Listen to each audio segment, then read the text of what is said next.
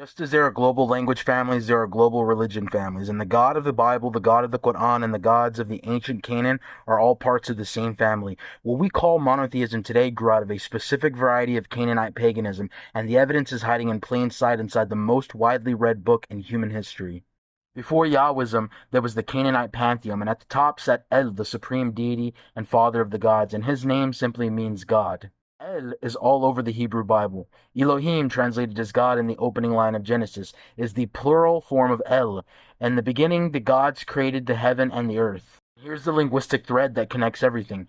El in Hebrew, Elah in Aramaic, cognate to the Arabic Elah, whose definitive form becomes Allah, the God. The same Semitic root running unbroken through Canaanite religion, Hebrew, Aramaic, and Arabic simultaneously. Judaism, Christianity, and Islam share the same linguistic DNA for the very name of God, going back to the same ancient Semitic source. The oldest layers of the Hebrew Bible preserve a word where El presided over a pantheon and Yahweh was one of his sons, a storm god, the national god of the Iron Age kingdoms of Israel and Judah. Deuteronomy 32 verses 8 and 9 preserves this explicitly. When the Most High divided the nations, he assigned them according to the number of the sons of God, and Yahweh's portion was his people Israel. The Most High and Yahweh are two different figures. El at the top, Yahweh as his son. This is what the Dead Sea Scrolls version actually says, and it's the consensus of mainstream biblical scholarship.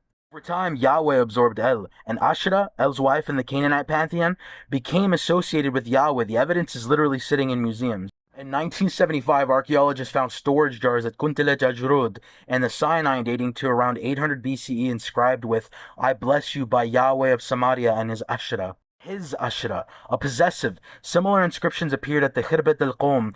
Scholars debate whether this Asherah refers to the goddess herself or a sacred cult object representing her. What's not debated is that the ordinary Israelites in the 8th century BCE were invoking Yahweh and Asherah together in everyday blessings. Psalms 82, God stands in the divine assembly among the gods, he renders judgment.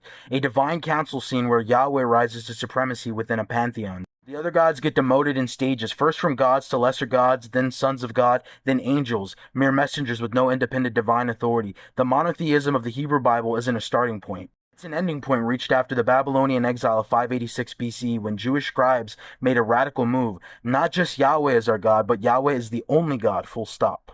Semitic polytheism became Yahwism, Yahwism absorbed El and became monotheism, monotheism became Judaism, Christianity, and Islam. All of them carry the same ancient Semitic root for the name God, El, Elah, Allah, the same word, the same family, the same ancient source. Part 7 coming soon on how Judaism became Christianity and then Islam. Like, subscribe, comment, share. Love you. Mwah.